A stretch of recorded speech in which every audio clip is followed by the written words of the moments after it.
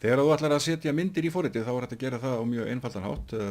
Það er hægt að fara hérna í Snap og velja hérna úr tölvunni. Þetta er svona þar sem þetta er ekki nýtt forrit að þá er þetta svolítið gamaldags að finna hérna myndirnar.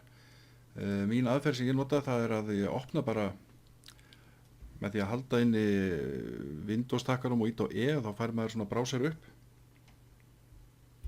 Það er nú verið kallað Windows Explorer. Og inn í þessu kerfi hérna þá getur þú fundið þá möppu sem myndirnar eru í, eins og þessu þá skýri þetta af Höfðatorg, og það sem ég geri, ég vel bara alla myndirnar og dreg þar síðan hérna yfir í gluggann. Sleppi þeim bara hérna og þá koma myndirnar allar hérna upp. Síðan bara loka ég þessum glugga hérna með því að smella á exið.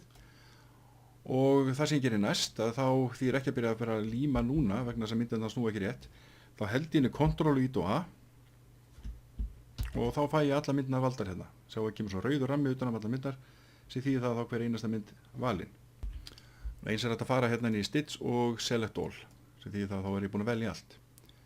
Nú síðan nota ég þennan að taka hérna 90 gráðunar til að snúa myndunum. Nú er á hvolfi, nú er konur á hinna liðina og núna snúa það rétt. Næsta skref er að þetta sé þá 360 gráður valið hérna eða partial og þá fæ ég ringmyndina. Linsan verður bara default og svo smelli ég hérna á Stitch.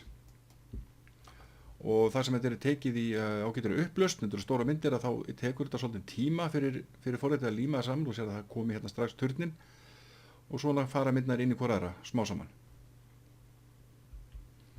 Nú sérðu prósentutölun hérna niðri, 65% búið hjá mér og þegar það komi 100% þá er þetta búið og þá kemur myndin hérna niðri á svo stóra svæðið hér.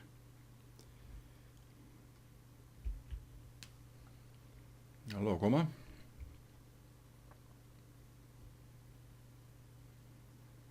Nú er hún að líma saman myndirnar. Þú ert búin að skeila þetta og finna þetta til rétt hérna.